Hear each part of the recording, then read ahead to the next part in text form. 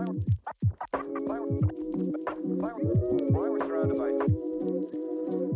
the first pick in the 2024 NFL Draft.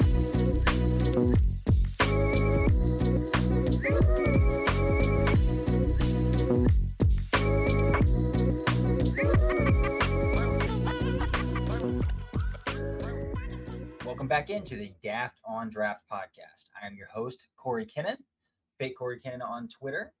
Again, if you're listening on Apple, Spotify, please rate, please review, please do your thing. Get this podcast really blowing up. I'm trying to do my best to get on as many quality guests as I can and to provide as much quality content as I can.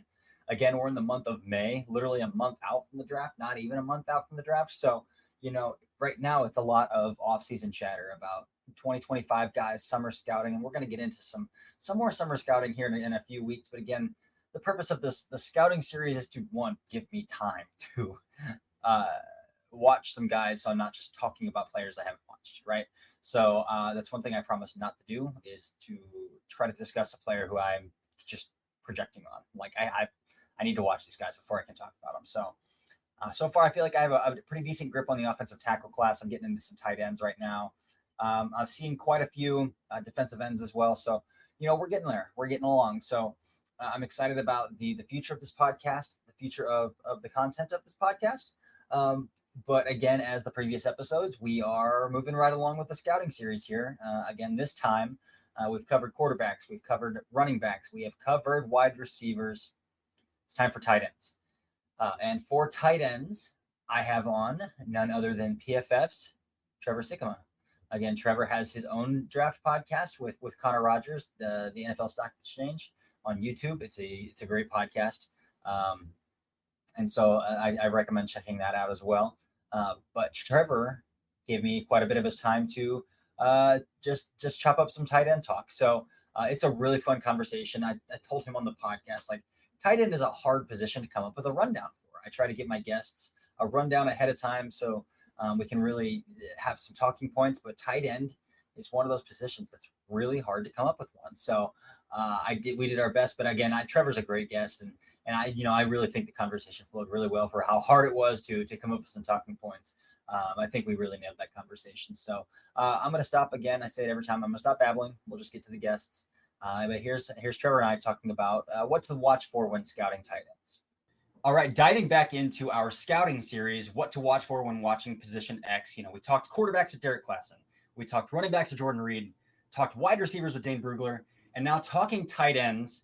I'm going to bring in PFF's own Trevor Sikkema. Again, for me, I can remember way back in the day, 2017, 2018, throwing in my headphones, mowing my grass, listening to the Locked On NFL Draft podcast in its heyday. And so just having the ability to have Trevor on now to discuss tight ends is a cool moment. So Trevor, welcome on to the Daft on Draft podcast.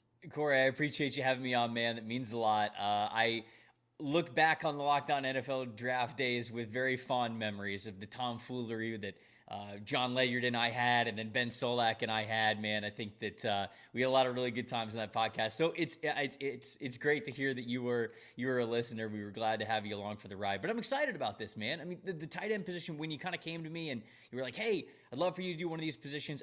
Once again, honored that you would want to have me on to break down one of these positions. But I gravitated towards tight end because there's just so many possibilities with what the league is doing with tight ends and different shapes and sizes. And obviously, being an NFL draft guy myself, it's sort of tricky, but also fun to go into evaluations of these guys, because you say, okay, well, he's maybe limited a little bit here and there, but you can see a streamlined role for him. He doesn't have to be this total all-around prospect. Like, sometimes these tight ends, and I know we'll get into it, can get drafted pretty high even for just a very niche role. So the position has evolved a lot, and I'm excited to talk about it here a little bit with you.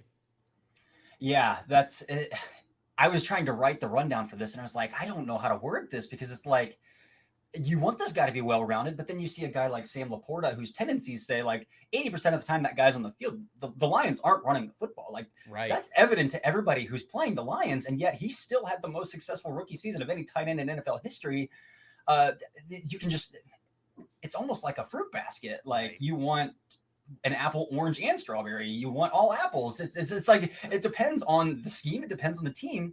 But diving into that, let's talk a little bit about like 12 and 13 personnel, first of all. one back, two tight ends, three tight ends, instead of we've gone through this influx of let's run 11 personnel, let's spread it out, and now even 11 personnel, you can do a lot of weird, funky looks out of that. But now teams are saying, but if we put two or three tight ends on the field, that'll give us advantageous matchups. If they still want to run base, if we come out in a heavy look, we can throw to these tight ends. We're going to have inherent mismatches on linebackers in coverage, or if they want to bring on the extra defensive back still to match up with my athletic tight end, then we'll check to a run and we'll just have that tight end bury that extra defensive back. So I think tight ends are growing in value, but at the same time, we still see these conversations and we still see it reflected in how few tight ends get drafted in the first round of but if you draft one that early, you're automatically making him one of the highest paid position, at their position in the league. So from your perspective, how do you balance that when you're evaluating a tight end? Yeah, it's a really interesting discussion. There's a lot of points to kind of dig into with that question. I think it's a really good place to start. For me, when you kind of start the discussion of, okay, well, 12 and 13 personnel around the league is kind of on the rise. I think back to when Sean McVay got the job as head coach of the Los Angeles Rams, and he started running a ton of condensed sets of 11 personnel, right? These wide receivers that were bunched close to the line of scrimmage. And the reason why he would do that is because he could run so many different looks out of similar formations, so many different passing plays off of similar formations, and it gave the league fits. They didn't know what to do about it, because normally, okay, it's a telltale sign. If you got the wide receiver spread out, it's a big passing concept, all that kind of stuff. But for McVay, he was like, no, we're going to put everybody close to the line of scrimmage. We're going to run multiple different plays out of the same exact formation, and you're not going to know what's coming. To me, what we're seeing with tight ends is sort of the evolution to that, right? Because think about how unstoppable McVay's offense looked early on before people knew really what to do with it. Well, they get all the way to the Super Bowl and they run into a buzzsaw in Belichick's defense because Belichick figures it out. He's just going to load the line of scrimmage. He's just going to load up with all these defensive linemen, and they're going to be able to handle whether they are passing or running, and that's how they were able to do it. They were able to just overwhelm them up front when they were condensed, but still in 11 personnel. Well, now you have teams that are running multiple looks out of 12 and 13 personnel, and if you want to check into a run to give you ultimate versatility, like you mentioned, if there's a linebacker on the field, you could check into a pass. If there's not an extra linebacker on the field, you could let it be a run, and then you have an advantageous blocking situation because tight ends are better blockers than the wide receivers. So to me, it feels like this rise in 12 and 13 personnel. It's a little bit more towards okay, we're getting back to the roots of football. We're running the ball a little bit more. Things are getting a little bit more heavy at the line of scrimmage. Yes, but that versatility in the passing game still remains, especially with the types of crazy athlete tight ends that we're seeing come out of the draft year in and year out. So looking at this movement of heavier personnel, to me, it is the evolution of the philosophy that Sean McVay put into place back in, 2017, 2018. And I think that's really what we're seeing right now. Now, the value for that is still a little bit tricky because you mentioned, these guys are getting drafted a little bit higher, but the pay scale isn't as increased just top to bottom, right? I mean, the guys at the top of the tight end list are obviously getting paid a lot of money, but that mid-tier and I'll even say upper, lower tier, whatever you want to call it, of tight ends, these guys who are actually going to fill out the depths to give you the versatility to be able to play 12 and 13 personnel, they're still not seeing this massive boost up in pay. So I wonder if that's what's going to come next, if the league is going to continue to go this direction and you're going to see more and more teams be flexible out of these heavier tight end sets to be able to both run and pass at any time. What makes the tight end position so interesting still is, yes, NFL teams want these guys on the field because they can block, and they want these guys on the field because they are mismatches in the passing game, but yet they aren't wide receivers, and yet they aren't offensive linemen. So I think from a scouting perspective, especially when you go from watching a wide receiver then a tight end, you're like, that guy doesn't move very well. But then you watch a lot of other tight ends, we're like, wait, that first guy did move pretty well. But I think the same could be said for blocking then. Yes, you want your tight ends to block, but these guys aren't offensive linemen. Mm-hmm. And so I think even when you do want them to block, you're still asking them to take on edge rushers, occasionally. You're still asking them to maybe even try to scoop out an interior defender based on run concepts. But knowing they're at an inherent mismatch, even when they are asked to block, how does that play into your evaluation of a tight end's ability to block? Because like you might see like this guy's not digging out, he's not digging guys off the line, but like that doesn't mean he's not a Right. good blocker, So like, Yeah. how do you evaluate that?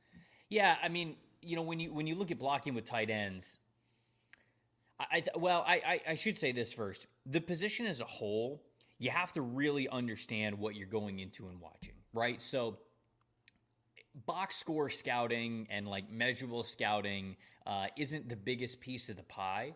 But when you're looking at tight ends specifically, a lot of times the first thing that I'm writing down in a scouting report is, okay, name, school, experience, height, weight. How big is he, right? And if I get a tight end who is 6'5", 6'6", and 260 to 275 pounds, like somewhere in between there, I go, all right, this is a big boy. Like I am going to expect you to hopefully be a little bit better of a blocker because you got extra weight on you, right?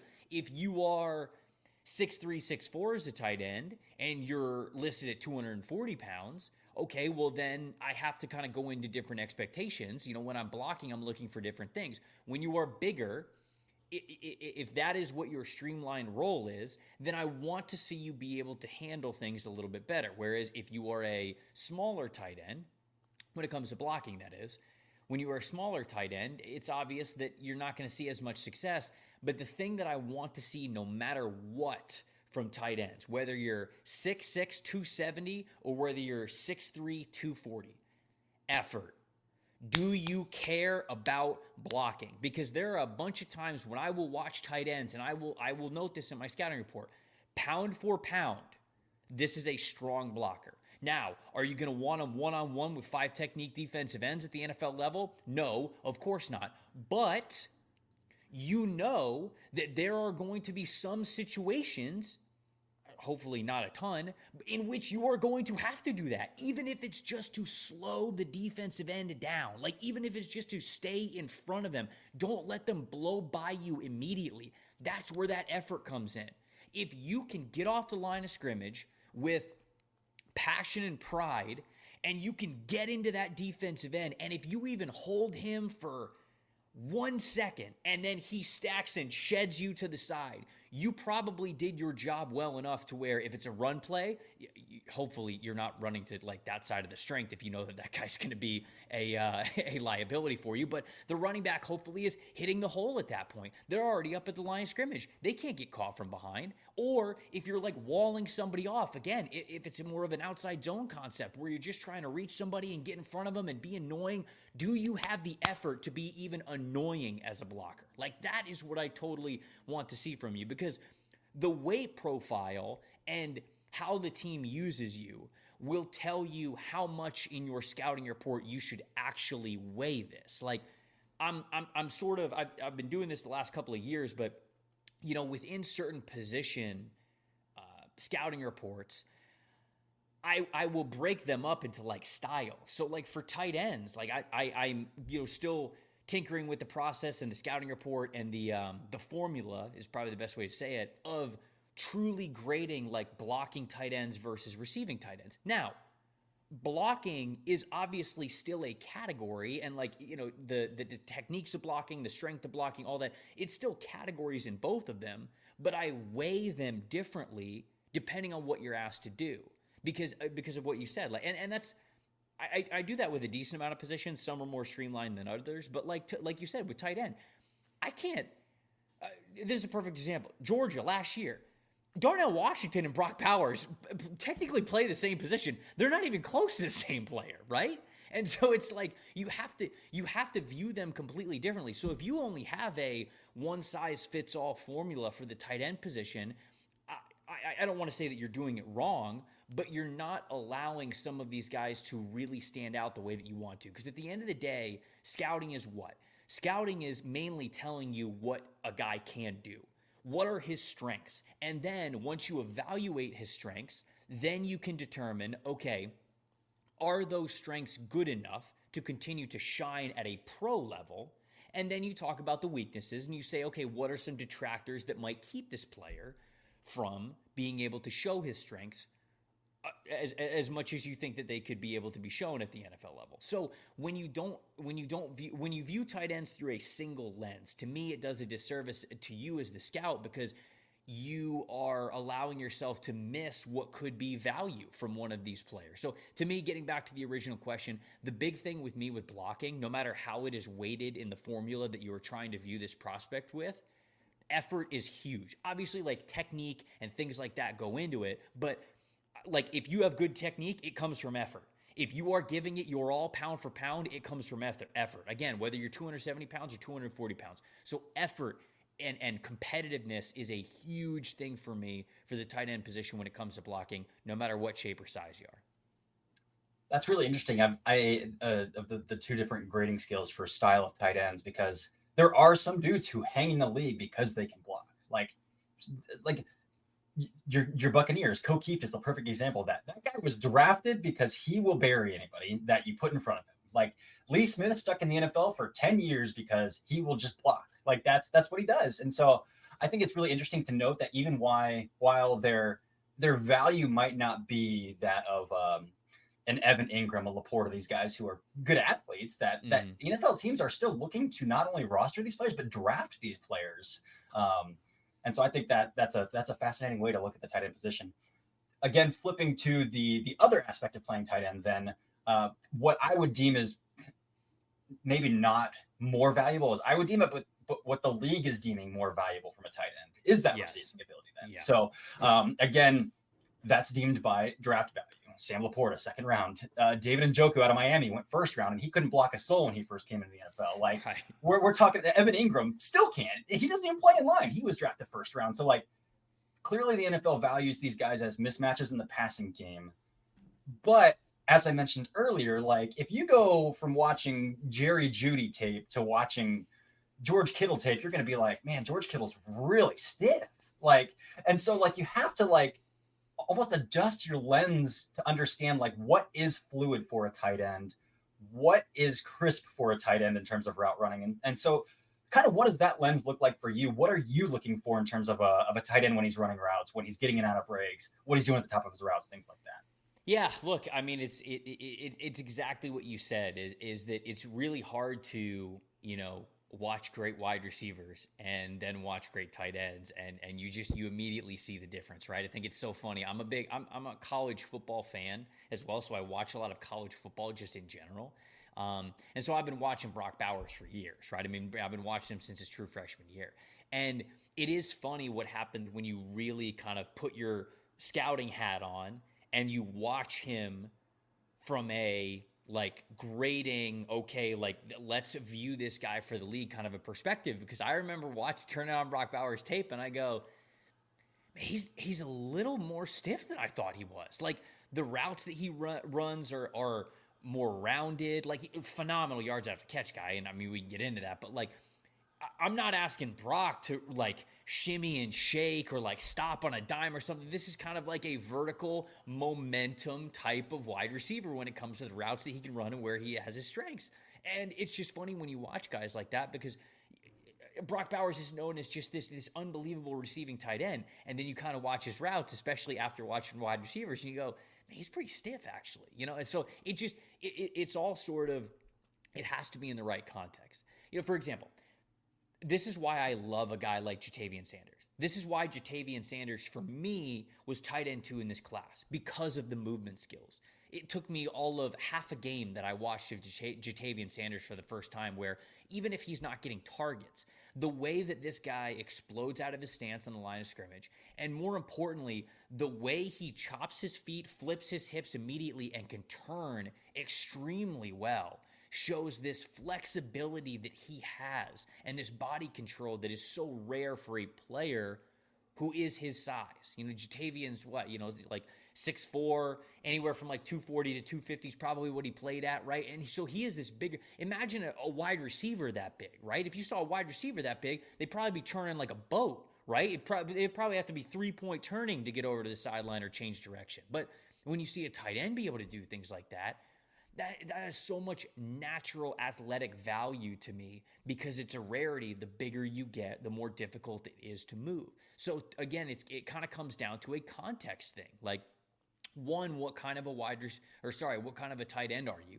Are you primarily a blocking tight end, or are you primarily a receiving tight end? Because if you're a little stiff as a receiver, but you're a blocking tight end, I'm not going to ding you that much for it, right? A lot of times you'll probably be releasing late on play action or a leak play, or a lot of your stuff's probably just going to be vertical up the seam anyways, maybe wheel routes up the sideline, but that's a momentum route. They're not going to be asking you to truly separate against guys who are locked in on you when it comes to man coverage and getting guys off of your hip and things like that. But if you were like you said, more NFL valuable, I use that in quotations, sort of a tight end, well, then you're going to be playing in the slot a lot. You're going to have a lot of slot defenders just staring right at you, where their only job is to just make sure that you don't get separation. Well, at that point, you have to become a better route runner, And if you're not, then okay, where is the actual receiving value that you're giving? Are you a vertical type of receiver? Or are you just going to try to get behind the defense and in between the corner and the safety level? Because that's sort of tough to do. That's a little bit quarterback dependent. Your quarterback's got to be really good and confident to be able to do something like that, even if you have the ability for it. So I don't say it to be any sort of a cop-out, but there is so much context to, like you said, like route running. You have to view it through the lens of the player that you are watching. Are they more of a blocking tight end? Are they bigger? They're probably just not going to turn as well. Are they more of a receiving tight end? Are they a little bit smaller in weight? Well, it's less weight to move. That's less height to move. It's less of your body that you have to stop and start and control and all of that. So to me, again, it's just it is such a contextualized evaluation that is not a one-size-fits-all. Again, I think that you've got to view it through different formulas, but that's how I view route running for tight ends. And whenever I see those guys that really separate in terms of agility, flipping the hips, chopping the feet, being able to stop and really create that separation at the break point of a route, that means a lot to me in my tight end evaluation because it just doesn't come around very often. Yeah, I think that's a great point you brought up about Ja'Tavion Sanders.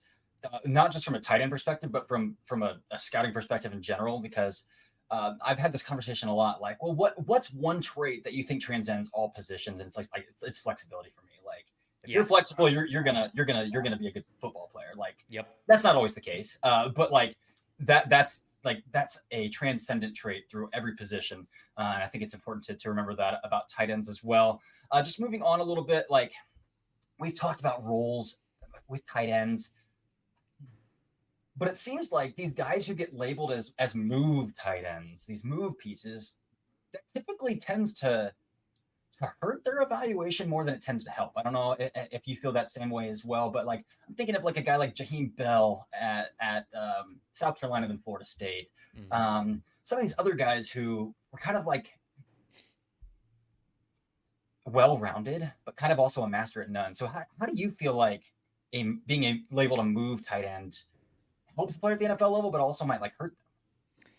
Yeah, I think it hurts them because, the NFL draft kind of happens in like phases. Like you have like the top 50 phase where you're just picking like the best and really good football players. I guess you could say like the first 2 rounds basically, where you're just picking the best football players. But then when you get into round 3 and 4, it's a lot more like, okay, we envision this guy in a particular role, right? Like the Tip Ryman selection for the Arizona Cardinals is the one that stands out to me the most from this past draft because Ryman's fascinating. I think there's a couple of different things that you could talk about with his scouting report and sort of his draft process to why he might have got drafted in the 3rd round. But to me, he is somebody who does not have a lot of experience as a receiver, but he has this streamlined role for the Cardinals specifically,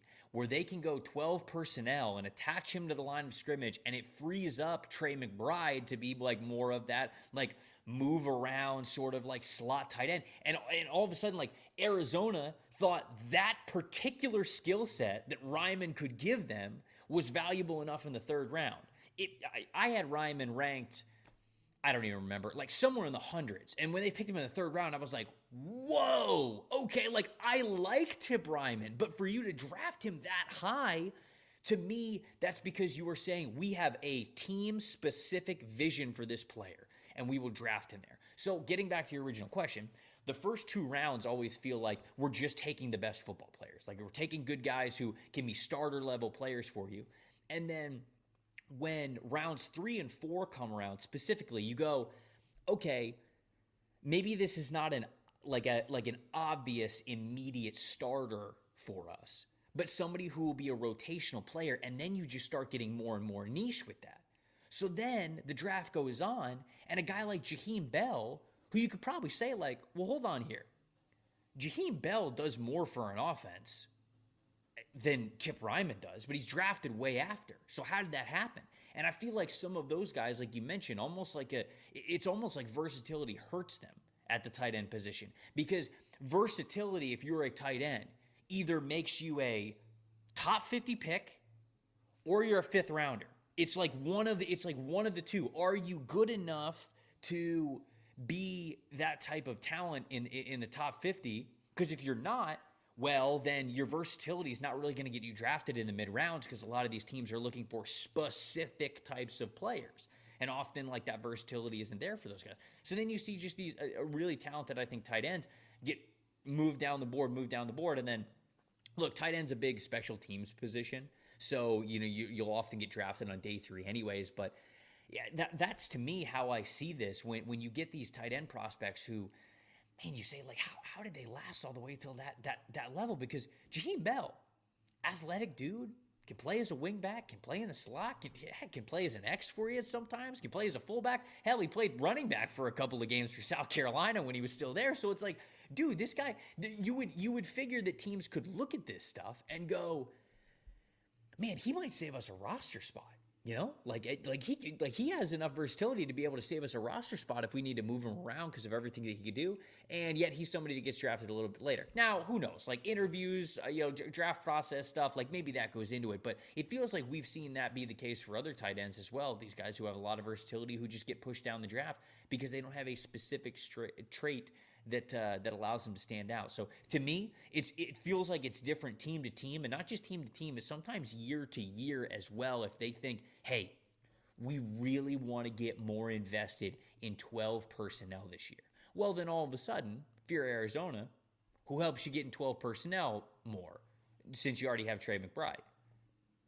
It's actually Tip Ryman over Jaheim Bell. Who would you say might be able to do more for you in the receiving game and in the passing game overall? Jaheim Bell kind of has that history, but you're not picking that guy because of exactly what Arizona wants from that position. So feels like it matters team to team and even year to year. Yeah, I'm actually really glad you brought up Tip Ryman, because he's honestly the perfect segue into what I want to talk about next. And it seems like athletic testing for tight ends matters more than any other position in the NFL. So, I mean, again, Tip Ryman caught 19 passes for 200 yards. Right. in 2023, and he goes round 3, and yes, it is that ability to stick him in line and let Troy move around a little bit in Arizona, but his athletic profile also probably told the Cardinals, like, if we want to throw it out, he could find some space somewhere, and if you look at the past handful of elite tight ends in the NFL, we're talking about George Kittle, Travis Kelce. I don't even really want to talk about Kelce because he's such a unicorn in the way that him and Mahomes can anticipate green grass, and he finds green grass and does a lot of things that no other tight end even touches. But Evan Ingram, TJ Hawkinson, Sam Laporta, David Njoku, again, RAS, I think, does a good job of giving us a base level value of what a player's athletic value is, but they all scored over a 9 in relative athletic score. And so, and I kind of want to lump this together with Yak as well, because I think we're seeing that yards after the catch is becoming a massive draw to tight ends as well, because they're so hard to bring down with the ball in their hands. I think David, again, I cover the Browns. I'm most familiar with the Browns. David Njoku led the NFL in Yak last year from the tight end position, and it's because his lower half is so dense, it's so explosive that he'll just churn through defensive backs if you're trying to bring him down the open field. And again, if you look at the leaders in Yak from the tight end position last year, we're talking about George Kittle, Travis Kelce, Evan Ingram, TJ Hawkinson, David Njoku, Sam Laporta. So it seems like that's a huge draw to the tight end position as well. And I'm trying to think of how to phrase this as a question, and maybe it's more of a discussion, but like, these guys have to be able to do something with the ball in their hands. Yeah, I mean, they do. And you mentioned, like, the league is just going to gravitate towards athletes. Like, they are always at every position, but tight end specifically, because it's a unique blend of what you are asked to do. And I think that just being of a bigger size and being labeled an athlete enough to win at the position, I think is really, really important. You mentioned some of the best tight ends in the league are great athletes. There's no tight end in the league right now that you would mention among the great tight ends that is not a great athlete. And so you're always just going to take a chance on those guys, just like every other position, right? Edge rusher, offensive tackle, wide receiver, running back, obviously, cornerback, obviously, but even like linebacker, safety. Like when in doubt, you kind of ask yourself the question, all right, well, who's a better athlete, right? Because we don't have to teach that part, because it's very difficult to teach that part if you can learn it at all, being a better athlete than what you are naturally. So especially when it comes to that flexibility and the explosiveness, those are two things that are just very, very tough to get better at.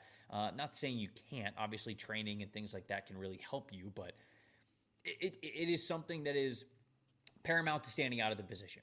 And I think the league sees the same thing that you do, where you go, okay, well, let's look at all the top tight ends of the position. They all have a high relative athletic score. They all move well and explode well for their size. And that is really impactful in just not only getting on the field, but also the yards after catch thing is a really big deal. Like teams are always going to look for that yards after catch part for tight ends, because often they think that the tight ends are going to be those guys that can either find the open space or get forgotten about, right? It's a lot easier to hide a tight end in an offense. Now, obviously not Travis Kelce, because he's Travis Kelce, but like for mortal tight ends, it is more easy to hide them in the offensive formation because of something you might be doing or pre-snap movement or whatever. And if you in any way, shape, or form can get some sort of like advantage when it comes to disguise against the coverage that you're going up against, then that's where those guys can find green grass. And the second they find green grass, they want you to make something out of it. Go, move upfield, give me those yards after catch. And that's what becomes super valuable for those guys. So yeah, I think that just like every other position, athleticism is really, really, really important. And for tight end, I think it just means a lot more because of how big of an X factor they can be in the offense, because the defense does not always emphasize those guys. So when you get the ball in the hands of a great athlete, well, great things happen. Yeah, and I think on top of that as well, there's two other ways that tight ends tend to win other than just yards after the catch, and it's, not every linebacker can run like Fred Warner, can robot out like Fred Warner in coverage and run up a seam with a tight end. So I think that's a huge draw as well. But as well, like these guys, and I hate fade routes. Like I hate them with a passion, but like I think a draw to having an athletic tight end is that these guys have more play strength than a wide receiver. So if you're going to throw a ball up, go throw it to the David Njoku who won a national championship in the high jump in high school. Like, right. And he's got stronger hands, more play strength to come down with it than throwing it to just, your normal wide receiver. So it's hard to look past, man. It's just so hard to look past. Yep. No, it is. Anytime you have a rare athlete, somebody that you think is top tier of the position, because you got to think about this too. The NFL is the top of the top, right? I'm not saying like everybody who's worthy always gets the shot, but like these teams are all trying to win Super Bowls. They're all doing everything that they can to find these players that are going to stand out. And athleticism, it's an athletic game, and so you're trying to find players that'll stand out in all of those athletic areas. And so yeah, I mean, I agree with you completely. This is the thing that teams always gravitate towards, and no matter what the tight end usage is, whether it's a light tight end era or a heavy tight end era, the ones that are going to get on the field are always going to be the ones that have the most athletic potential, because that's just true of the game of football in general. Couldn't agree more. All right, Trevor, that's a pretty good conversation about tight ends right there. I think so. So again, Trevor, I'm very, very appreciative of your time. Again, PFF, anywhere else people can find you? NFL Stock Exchange podcast on YouTube. Myself and Connor Rogers covering the NFL draft year round on YouTube and audio, of course, if you're an audio only listener. We'll be starting our 2025 summer scouting series coming up probably in June, I think is when we're going to start that. So come hang out with us. We'll talk tight ends and every other position in the NFL. It's going to be a lot of fun. Love it. I love it. All right, Trevor, again, thank you so much for your time. You're more than welcome to come back on the Daft on Draft podcast anytime you want. Appreciate it, Cory. Thank you for having me, man. This is fun.